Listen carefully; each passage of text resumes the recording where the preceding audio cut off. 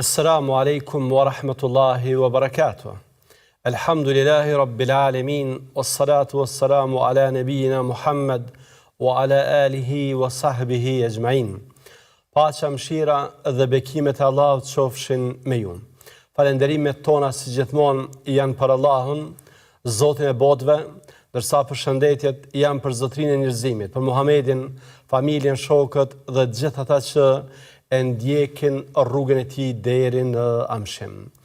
Të nderuar teleshikues, po takohemi edhe sot me lejen e Allahut te bareke ve teala për të vazhduar me disa këshilla të përzgjedhura nga dietarët musliman. Etika në përgjithësi është diçka për të cilën duhet të dallojë besimtari. Kjo për shkak të përmbajtjes fetare që ka, e veçmas etika me Zotin, e cila është edhe çështje akaidologjike, pra çështje që ka të bëjë me besimin. Prandaj ne shohim dietarët musliman për gjatë gjithë kohës tek i kushtojnë një rëndësi të veçantë etikës. Ne sot para jush do të përcjellim disa këshilla të një dietari të madh, të një dietari enciklopedik, Xhelaluddin Suyutit, sa i përket etikës. Imam Suyuti, Allahu mëshiroft, ka thënë kësaj: sikur të rriturit të kishin në raport me Zotin disa veçori dhe tipare që i kanë fëmijët, ata do të ishin bërë evlia. E para, nuk interesohen, nuk preokupohen shumë për furnizimin. E dyta, kur sëmurën, nuk e fajsojnë Zotin. E treta, kur han bashk me njëri tjetrin. E katërta, kur friksohen çajin. Dhe e pesta, kur hasmërohen, nuk e mbajnë gjatë hasmërin. Pra, janë 5 gjëra, janë 5 tipare që nëse ne të rriturit do t'i kishim, atëherë do t'ishim bërë evlia, do t'ishim bërë të dashur për Allahun te bareke ve teala. Se sa janë të rëndësishme këto këshilla, flet fakti se ato nuk synojnë që të rregullojnë raportet tona vetëm me Allahun te bareke ve teala, nga se kjo do të ishte gjysmake, mirë po synojnë që krahas lidhjes tonë me Allahun te bareke ve teala na udhëzojnë edhe për mënyrat se si ne t'i ruajmë raportet me të tjerët. Se çfarë në të vërtetë fshihet në këto këshilla, ne do të mësojmë pak më vonë me lejen e Allahut te bareke ve teala, por fillimisht duam që të bëjmë një prezantim të shkurtër, një përmbledhje biografike të këtij dietari të madh Xhelaluddin Suyutit, Allahu e mëshiroft. Imam Suyuti konsiderohet prej atyre dietarëve që janë enciklopedik. Është autor i qindra veprave, madje disa kanë numëruar deri në 600 vepra të cilat ai i ka shkruar. Pra, dallohet prej dietarëve tjerë për numrin e madh të veprave të cilat ai i ka shkruar. Është një prej atyre dietarëve që i janë përkushtuar me tërqenjen e tyre përpirimit të veprave. Përmendet dikush se ndoshta më shumë se 20 vite, qysh nga mosha 40 vjeçare, është ndarë tërësisht nga jeta publike dhe nuk ka bërë asgjë tjetër përveç shkrimit të veprave. Ka lindur në vitin 849 sipas hijretit, ose në vitin 1445 sipas llogaritjes son. Emrin e plot e ka Abdulrahman bin Ebi Bekr bin Muhammed. Ka mbetur jetim qysh i vogël. Baba i tij ka vdekur në moshën 5 vjeçare. Por imami ynë Xhelaluddin Suyuti, Allahu mëshiroft, ka qenë i dalluar për aftësinë dhe zgjuarsinë cilën Allahu te bareke ve teala ja ka dhënë. Prandaj ende pa i mbushur 10 vite e ka mësuar tër Kur'anin përmendsh. E menjëherë pas Kur'anit ka mësuar edhe vepra të tëra, libra të tërë, i ka memorizuar dhe të cilët e kanë ndihmuar që të arrijnë një grad të dijes shumë shpejt. Madje përmendet se si 17 vjeçar ka marrë lejen që ta ligjeronte lëndën e gjuhës arabe, pra ka dhënë mësim gjuhën arabe duke qenë në moshën 17 vjeçare, ndërsa në moshën 27 vjeçare ka marrë autorizimin ose licencën ose lejen që edhe të jep fetva.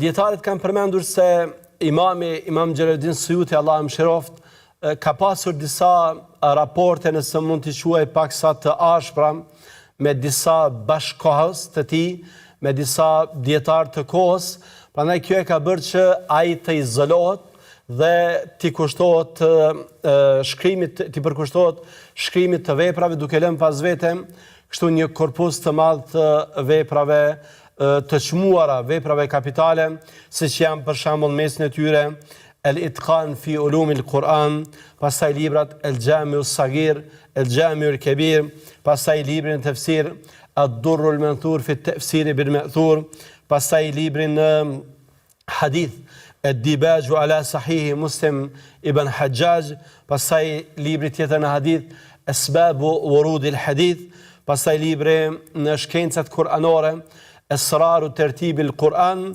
pastaj libri Tadribur Rawi fi Sharh Taqrib an-Nawawi, pastaj libri Husnul Muhadara fi Akhbar Misr wal Qahira, si dhe libri Tarikh al-Ulafa.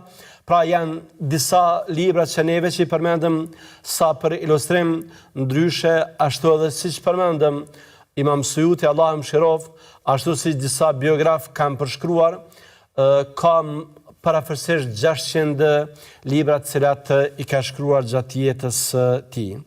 Imami ka vdekur me 20 tetor të vitit 1505 në Kairo, ku edhe është varrosur. Tani me lenin Allahu te barekuhu ve teala, ne do t'i kthehemi disa këshillave që imami na i ka dhënë që ne i prezantuam pariush, por më parë të nderuar teleshikues do doja që përmend diçka që konsideroj se mbase mund t'ua ketë tërhequr vëmendjen tuaj gjatë prezantimit të këshillave të tij. Imami ka thënë se sikur të rriturit të kishin në raport me Zotin 5 cilësi që i kanë fëmijët, do t'ishin bërë evlia. Pra ka bën një krahasim me fëmijët, jo për t'i ulur dietarët, jo për t'i ulur të rriturit, Zoti mos e dhënë, por për të bën një krahasim, një tërheqje paralele ndërmjet disa gjërave që ne si robër që jemi të vegjël në raport me Allahun te barekuhu ve teala, duhet të kemi të gjithë. Ajo që në vërtetë unë doja të përmend këtu është se edhe nëse do të na duhej që të marrim ndonjë këshill, ndonjë mësim nga të vegjëlit, mosha nuk do duhej që të na pengonte. Për shkak se ju e dini që urtësia është diçka që është e jona, dhe ne kudo që e gjejmë dhe tek kushdo që e gjejmë e marrim pavarësisht vendit, pavarësisht kohës dhe pavarësisht moshës. E marrim edhe nga fëmijët, madje kanë marrë ata që kanë qenë dietar të mëdhenj. Në librin Muqaddimatu Hashiyet Ibn Abidin përmendet se një ditë imami i madh, dietari i vlerësuar, imami Ebu Hanife, e kishte parë një fëmijë i cili luante në balt, luante në lloç, dhe i kishte thënë, ke kujdes se mund të rrëshesësh. Fëmia ja kishte thënë një fjalë imamit, e cila kishte ndikuar shumë tek imami. I kishte thënë, iyyaka anta min as-suqut, li'anna suqut al-alim, suqut al-alam. I kishte thënë, kujdes ti o imam, sepse po rrëshit e ti, rrëshet e tërë bota.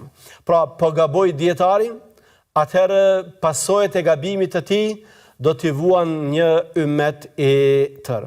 Pra, imami Ebu Hanife është ndikuar nga kjo fjalë e këtij fëmije dhe thuhet që pas kësaj fjale nuk ka dhënë ndonjë fetva pa mos e studiuar më parë mirë meselen dhe pa mos e diskutuar me talebet apo me nxënësit e tij. Pra, ajo që ne duam të themi është se urtësia është mall i joni. Urtësia është ajo që neve e kërkojmë dhe kudo që e gjejmë e marrim atje, edhe nëse e gjejmë tek fëmijët. Tani, na lejoni që të kthehemi me lejen e Allahut te bareke ve teala dhe të shpjegojmë disa, të bëjmë një përmbledhje rreth këtyre 5 këshillave që Imam Suyuti ka dhënë, Allahu e mëshiroft. Këshilla e parë e imamit ka të bëjë me mosbrengosjen për furnizimin. Pra, ne të rriturit duhet që të jemi të lidhur aq fort me Allahun te bareke ve teala, saqë çështja e furnizimit mos paraqet një frikë të tepërt tek ne. Mos paraqet një frikë të atillë e cila na mbush stres, e cila të ardhmen na e përshkruan se diç të pamundshme për ne, se diç të rrezikshme, për arsye se kjo nuk përkon me besimtarin. Sigurisht se do doja që ta keni të qartë dhe ta keni parasysh se ndërsa e themi këtë, ne në asnjë rrethon nuk bëjmë thirrje që besimtari të jetë pasiv, të jetë dembel, të mos punoj, jo Zoti mos e dhënë. Mirë po, kemi dëshirë që besimtari të ndjek një vit të mesme, ndërmjet asaj frikës, e cila në një farë forme gati sa nuk e ngulfat për të ardhmen, dhe ndërmjet kësaj shpërfillës e cila e shndron në dembel, në pasiv dhe rrjedhimisht edhe në lyps. Besimtari e kryen atë me të cilën është ngarkuar, por as edhe njëherë të vetë me çështja e rrezikut nuk e preokupon së tepërmi, për faktin se e di se çdo gjë është e caktuar nga Allahu te bareke ve teala dhe se ajo që është shkruar për të, ai edhe do ta merr. Mu për këtë arsye dietari i madh Ibn Kaimi, Allahu mëshiroft, ka thënë mos e bart gajlen e rrezikut, sepse rreziku është prej Allahut te bareke ve teala. Pra, bëj atë që ti je urdhëruar të bësh. Krye atë që ti je urdhëruar ta kryesh. E pastaj mbështet ju Allahu te bareke ve teala se ajo që është shkruar për ty, ajo edhe do të vjen. Është interesante se kur këto botkuptime, këto domethënie, këto koncepte mishërohen me besimin, ato prodhojnë besimtarë të cilët janë vërtet për të duar trokitur. Dietarët musliman kanë përmendur rastin e një malsore, i cili madje nuk dihet me emër, i cili madje mund të mos ketë pas edhe dije të madhe, por që ka pas bindje të madhe në Allahun te bareke ve teala. Dikush i ka thënë se një buk është rentuar dhe është bërë 1 dinar. Ai ka thënë, aq më bën mua. Jo një buk, por edhe nëse një kokër e grurit bëhet 1 dinar, nga se rrezikun tim e ka caktuar Allahu te bareke ve teala dhe se ajo që Allah më ka urdhëruar ta bëj, unë po e bëj. Allah më ka urdhëruar që unë ta adhuroj. Dhe unë tani që po e adhuroj Allahun, pres që Allahu të më jap atë që më ka premtuar. Pra, unë e adhuroj, Allahu më furnizon, nga se Allahu ka thënë në Kur'an: "Wa fis samai rizqukum wa ma tu'adun", jo rrezikun, furnizimin i darën tuaj dhe atë që ju është premtuar e keni në qiell tek Allahu te bareke ve teala. Pra, dikush që ka këto bindje, dikush që ka këtë besim, që ka këtë mbështetje në Allahun te bareke ve teala, ai nuk bëhet i varur nga shkaqe tjera, ai nuk vuan nga depresioni, nga stresi, nga frika për të ardhmen. Jo, ai i është mbështetur Allahu te bareke ve teala, për arsye se e ka kuptuar drejt çështjen e rrezikut, e ka kuptuar drejt çështjen e furnizimit. Pejgamberi alayhi salatu wassalam ka thënë kësaj: "Inna ruhal qudus nafatha fi ru'i anna nafsan lan tamuta hatta tastakmila ajalaha." Vërtet ka ardhur Xhibrili, i cili më ka frymzuar se asnjë njeri nuk do të vdes pa mos i ardhur e gjeli më parë. O të stau'iba rizqaha, dhe pa mos e marr atë që i është shkruar nga Allahu te bareke ve teala. Pra, askush nuk do të vdes përderisa tër furnizimin që ja ka shkruar Allahu te bareke ve teala të mos e merr. Madje Muhamedi alayhi salatu wasallam në një hadith tjetër ka thënë, sikur njeriu të ikte nga rreziku, siç ikën nga vdekja, do ta zinte rreziku ashtu siç e zë vdekja. A mund t'i shpëtoj dikush vdekjes? Jo. Po kështu nuk mund t'i shpëtoj as asaj të cilën Allahu te bareke ve teala e ka shkruar për të. Pra ajo që neve na intereson dhe që synojmë nëpërmjet kësaj është që ky koncept i ymë për rrezikun, ky koncept i ymë për furnizimin, të prodhoj një qetësi shpirtërore e cila na shkarkon nga stresi, nga frika, ndryshe, ashtu edhe siç kanë përmendur dietarët, hadithi që ne veç e cituam, hadithin në cilin Muhamedi alayhi salatu wassalam ka thënë se Xhibrili ka frymëzuar që askush nuk do të vdes pa i ardhur e gjeli dhe askush nuk do të vdes pa e marrë atë që Zoti ja ka shkruar, prandaj kërkojeni furnizimin në mënyrën më të mirë të mundshme. Dietarët duke u bazuar në këtë hadith kanë thënë prej nesh, njerëzve besimtarve, kërkohet që ne i darën furnizimin të arrim në mënyrë legjitime, nëpërmjet rrugëve të duhura dhe e dyta përcaktimi i rrezikut, kaderi. Fakti se Allahu xhallahu ala e ka shkruar rrezikun për ne, nuk nënkupton që ne të mos e braktisim punën, nga se, siç kanë përmendur dietarët, rreziku i garantuar nuk nënkupton që ta braktisësh punën e urdhëruar. Zoti na ka urdhëruar që ne të punojmë dhe na ka thënë se kur ne angazhohemi, Allahu te bareke ve teala neve do të na furnizoj. Ajo që dietarët musliman kanë synuar në radhë të parë me këto këshilla është diçka që është klasifikuar në terminologjinë e tyre se shkak jo material i furnizimit. Shkaku material është kur ne punojmë, kur ne angazhohemi në tregti, kur ne mundohemi që nëpërmjet marrëdhënieve tregtare me të tjerët të fitojmë. Ndërsa shkak jo material është bindja, shkak jo material është fetaria, shkak jo material është devotshmëria. Allahu ka thënë në Kur'an famadh وَمَنْ يَتَّقِ اللَّهَ يَجْعَلْ لَهُ مَخْرَجًا وَيَرْزُقْهُ مِنْ حَيْثُ لَا يَحْتَسِبُ. Ai njeriu i cili ka frikë Allahun, Allahu do ta furnizojë atë, do ta begatojë atë prej nga nuk e kujton fare. Pra prej nesh kërkohet që bindjen në Allahun te bareke ve teala ta kemi në nivelet më të larta, sepse duke pasur këtë bindje ne do të arrim furnizimin. Muhamedi alayhi salatu wassalam ka thënë po kështu: men sarrahu an yubsata lahu fi rizqi aw yunsa lahu fi athari falyasil rahima. Ai njeriu i cili ka dëshirë që Allahu t'ia zgjeroj pasurinë dhe Allahu t'ia zgjat jetën, le t'i mbaj lidhjet farefisnore.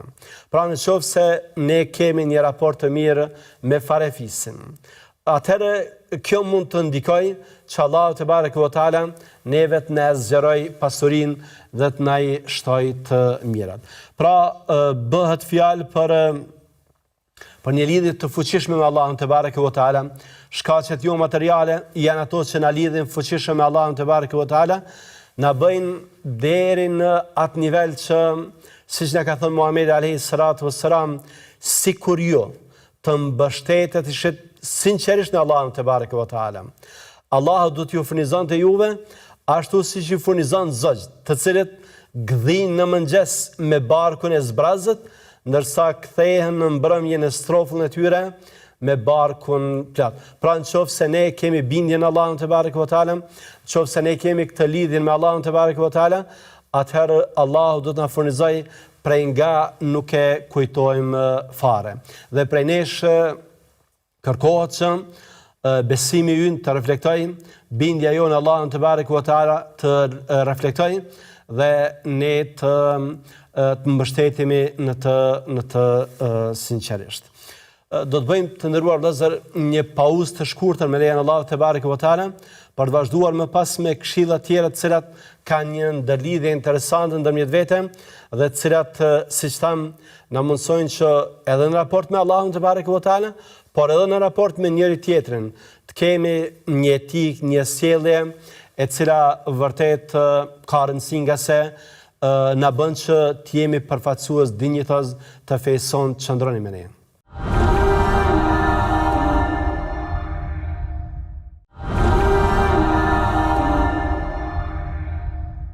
Ja u kthyem sërish me lejen Allahut te bareke ve teala për të vazhduar me këshillat e imamit ton, Imam Sujutit, Allahu e mëshiroft. Këshilla e dytë që imami ka dhënë ka të bëjë me një etikë të veçantë për cilën mbase dallohen vetëm besimtarët. Fjala është për etikën me Allahun te bareke ve teala. Ajo që imami kërkon prej nesh është që nëse na ndodh diç në jetën tonë, diç që është e dhimbshme, diç që nuk është e këndshme për nefsin ton, atëherë të mos e fajsojmë Allahun te bareke ve teala.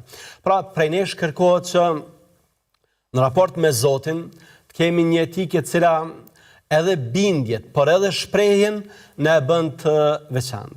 Dhe këtë në të vërtetë ne e mësojmë edhe në Kur'anin famadh, edhe në hadithet e Muhamedit alayhi salatu wassalam, kur marrim instruksione, marrim udhëzime, marrim këshilla se si ne të jemi të dalluar për etikë me Zotin. Për shembull, në kapitullin Fatiha, Allahu i madhruar kur përmend udhëzimin në rrugën e drejtë, thot sirata alladhina an'amta, o Zot, ne të lutim që neve të na udhëzosh në rrugën e mirë, në rrugën e atyre ndaj të cilëve ti ke shfaqur mirësitë tua. Pra, po përmendet rruga e mirë dhe Allahu po madhrohet, po lavdohet duke i thënë o Zot, ti i je treguar i mirë me këta njerëz i ke udhëzuar në rrugën e drejtë. Ndërsa kur bëhet fjalë për ata me cilët Zoti është i hidhëruar dhe ata që janë të humbur, nuk thuhet se Allahu i humbi, se Allahu i bëri që të devijojnë. Mirë po thuhet gairil magdubi alejhim waladdallin, o Zot, ne duam që të mos jemi me ata që ndaj tyre është zemrimi, hidhrimi dhe të cilët janë të humbur. Pra, në rastin e parë kur bëhet fjalë për rrugën e mirë, rrugën e drejtë, Zoti lëvdohet dhe përmendet se ai e ka bërë këtë gjë. Ndërsa në rastin e dytë, kjo nuk i atribuohet Allahut te bareke ve teala.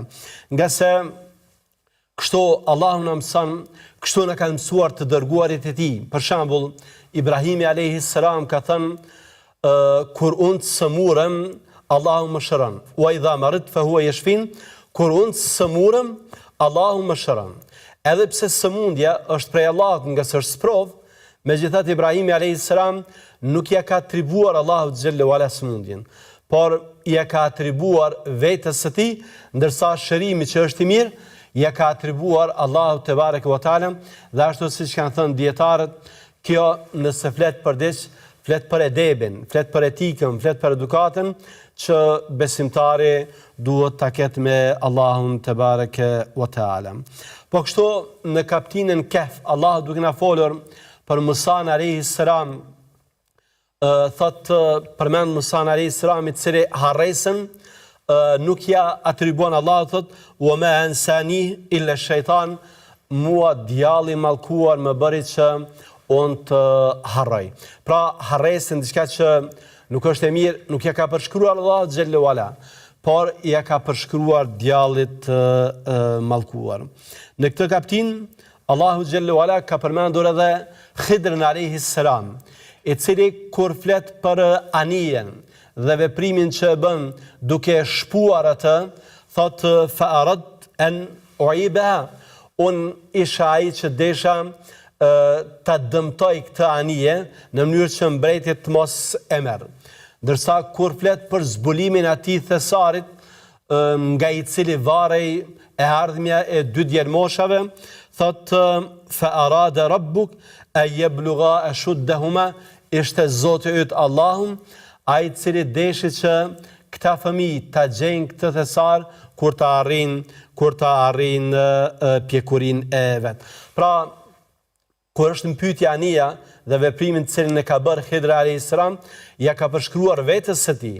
Ndërsa kur ishte në pyetje gjetja e thesarit, atëherë për shkak se është diçemin nga e cila kam përfituar dy jetim, ja ka përshkruar Allahu te bareke ve teala, dhe këtë jo për tjetër vetëm se që të tregoj edukat të madhe me Allahun te bareke ve teala. Ky është mendimi i mirë për Zotin. Dhe dietarët kanë përmendur se mendimi i mirë për Zotin bën mrekulli, bën gjëra që madje as ilaçet nuk mund t'i bëjnë. Ibn Muflihu, Allahu mëshiroft, ka thënë: kthimi ka Zoti, kërkimi i kënaqësisë së tij, lidhja me Zotin, bën sjell të mira dhe largon të këqija, çfarë ilaçet e mjekëve nuk mund t'i bëjnë. Pra nëse ke bindjen në Allahun te bareke ve teala, nëse ke këtë edukatën e lartë me Allahun te bareke ve teala, atëherë kjo do të ndikojë tek ti dhe do të bëjë që ato të mira që nuk mund t'i marrësh nëpërmjet rrugëve të mjekëve, ilaçeve, t'i marrësh, ose të them më mirë, ato të mira që mund t'i përfitosh nga kurimi, nga mjekimi, qoftë tek mjekët më të dalluar, mund t'i marrësh edhe shumë më shumë duke u mbështetur në Allahun te bareke ve teala. Të nderuar, ne durojmë, sa herë ndodh një sprov, një e keqe, durojmë për shkak të mendimit të mirë që kemi për Allahun te bareke ve teala. Durojmë për shkak të bindjeve, konceptit, botkuptimit që kemi për sprovën.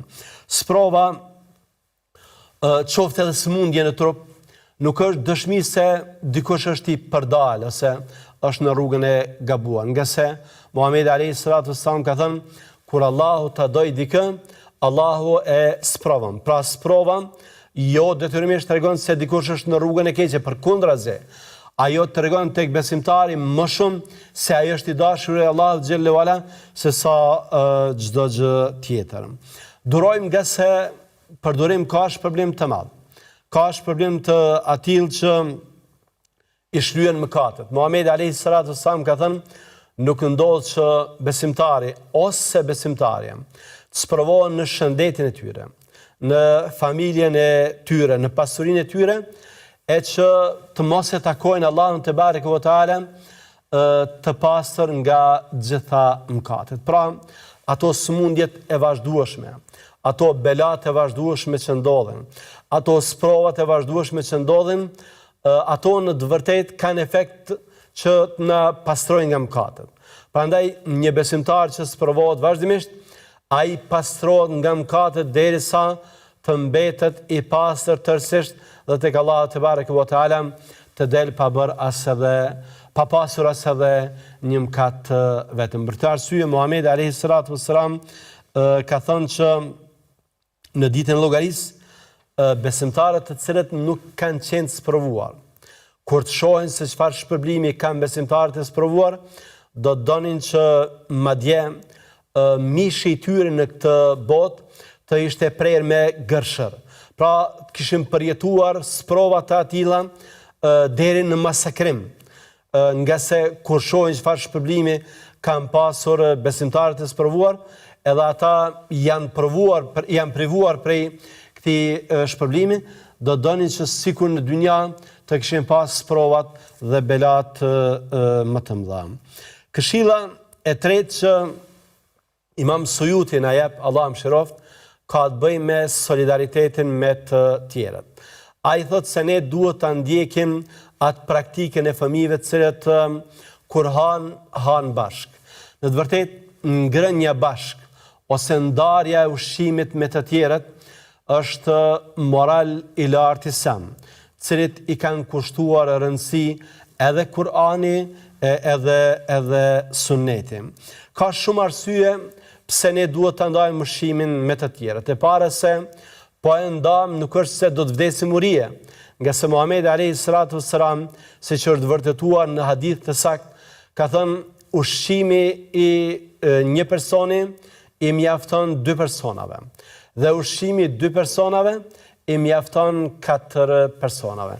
Pra atë ushqim që ne ham mund të ndajmë në gjysmë dhe një pjesë t'ja japim dikujt tjetër dhe kësaj të vazhdojmë që t'jetojmë pa u dëmtuar fizikisht. E dyta, nëpërmjet ndarjes së ushqimit, ne arrim që të përmbushim një nevojë tonën, mirë po edhe të shpërblehemi. Muhamedi alayhis salatu wassalam, duke folur për ushqimin më të mirë, nuk ka përmendur llojin e ushqimit, nuk ka përmendur mishrat, e as gjellrat. Ushqimi më i mirë tek Allahu te bareke ve teala është ai që përzihen më së shumti duart në të. Pra, është ai ushqim që han më shumë prej tij njerëzit. Më shumë musafir, më shumë njerëz me të cilët e ndan ushqimin, atëherë ky ushqim është ushqimi më i mirë dhe më i dalluar tek Allahu te bareke ve teala. Pra, sa më shumë që ne ta ndajmë atë ushqim, aq më shumë shpërblehemi dhe aq më i mirë dhe më i vlerësuar tek Allahu te bareke ve teala bëhet ai. Nga se, nderuar vëllezër, dietarët musliman kanë përmendur që janë disa gjëra, disa kushte, disa elemente, cilat një ushqim e ngrisin deri në nivelin e përsosërisë. Kanë thënë që një ushqim të jetë i plot, të jetë i mirë, ai duhet të plotësojë 4 kushte. E para, që të jetë halal, e dyta që të thuhet bismillah në fillim të tij, e treta që kur të mbaroj të thuhet elhamdulillah, ta falendrosh Allah, dhe e katërta që të hanë sa më shumë njerëz prej tij. Pra nëse dëshiron që ta kesh një tryezë të përsosur, atëherë rreth saj duhet të kesh mysafir sa më shumë, njerëz nevojtar sa më shumë, nga se kësaj ushqimi yt bëhet ushqimi më i mirë, tryeza jote bëhet tryeza më e begatuar dhe më e shpërblyer tek Allahu te bareke ve teala. Nga këto, të nderuar vëllezër, ushqimi, ndarja e ushqimit me të tjerët, në të vërtetë është prej treguesve, është prej atyre shenjave, prej atyre tipareve që flet edhe për fetarin ton. Ne si besimtar e kemi përmendur sa herë, besimin ton nuk e dëshmojmë me pretendime, me fjalë, e dëshmojmë me vepra. Dhe kur Muhamedi alayhis salatu wassalam është pyetur se si ta dim se dikush e ka islamin më të mirë, e ka fetarin më të mirë, ka thënë nëpërmjet 2 tipareve. E para kur ai e ndan ushqimin me të tjerët, dhe e dyta kur ai i përshëndet ata që i njeh dhe ata që nuk i njeh. Pra, jep ushqimin e tij, e ndan pasurinë e tij me të tjerët, dhe derisa u jep selam u bën me dije të tjerëve se ai nuk paraqet rrezik për ta, përkundrazi, ai është dikush që dhuron nga shpirti i tij, por dhuron edhe nga pasuria e tij. Këshilla tjetër që Imam Suyuti ka përmendur, Allahu mëshiroft, ka të bëjë me çarjen nga frika Allahu te bareke ve teala. Ka thënë që fëmijët kur të friksohen, çajnë. Ne besimtarët duhet që ta kemi frikë Allahut te bareke ve teala dhe të çajmë nga kjo frikë, nga se për te emocioneve kjo frikë është besim. Dhe ne përmendëm qysh në fillim të ligjëratës që etika në përgjithësi është e vlerësuar, por etika fetare për shkak të përmbajtjes fetare dhe për shkak të aspektit akaidologjik, pra të përmbajtjes doktrinare që ka, ajo është e veçantë. Dhe kësaj kur ne flasim për frikën dhe të çarit nga frika prej Allahut te bareke ve teala, kemi parasysh një koncept të veçantë. Të qash nga frika Allahut te bareke ve teala nënkupton që të kesh një zemër të butë, jo një zemër të vrasht. Sepse zemra e cila nuk çan është përshkruar si zemër e vrasht dhe jo vetëm. Njëri prej asketëve të mëdhenj, Malik ibn Dinari, Allahu mëshiroft, ka thënë se nuk ka dënim më të madh për një zemër se sa vrasësia. Pra e ke bën një gjuna, e ke bën një mëkat, dhe as edhe një herë të vetme nuk ka rrjedh një lot nga syri yt, dije se zemra jote është dënuar. Dije se zemra jote është dënuar për shkak të mëkateve që i ke bërë. Dhe kjo vrasësi që e gjen në zemrën tënde është pasojë e mëkateve që i ke bërë. Prandaj ne si besimtar na duhet që nga frika Allahut te bareke ve teala të çajmë, nga se kjo flet për besimin ton, flet për zemrat tona të buta. Allahu te bareke ve teala ka thënë: "Idha tutla alehim ayatur rahmani kharru sujjadan wa baqiya."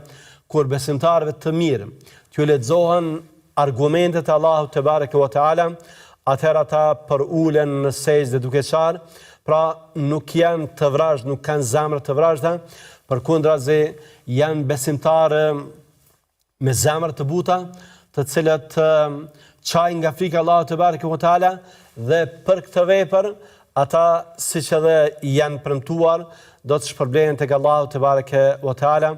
Muhamedi alayhi salatu wassalam ka thënë në ditën e llogarisë 7 grupet e njerëzve do të jenë nën hijen e arshit të Allahut te bareke ve teala, dhe në mesin e tyre do të jetë një njeri i cili wa rajulun dhakara Allaha khaliya fa fadat ayna, dhe njeriu i cili kur ka qenë në vetmi e ka përmendur Allahun te bareke ve teala dhe nga frika i kanë rrjedhur lotët e tij, prandaj ky njeri do të jetë i shpërblyer tek Allahu te bareke ve teala.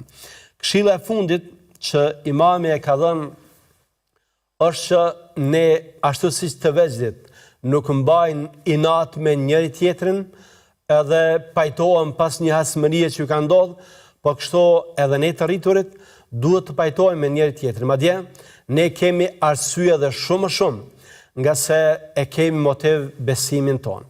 Pra pse ne nuk duhet të jemi të hasmëruar me njëri tjetrin, është se besimi ynë na ka lidhur, na ka bërë vëllezër. Allahu te bareke ve teala ka thënë: "Innamal mu'minuna ikhwa." Vërtet besimtarët janë vëllezër. Muhamedi alayhi salatu wassalam na ka treguar se si vëllezër që jemi, nuk duhet që ta xhelozojmë njëri tjetrin, t'ia kemi zilin njëri tjetrit, t'ia kthejmë shpinën njëri tjetrit, ta lëmë të vetmuar njëri tjetrin.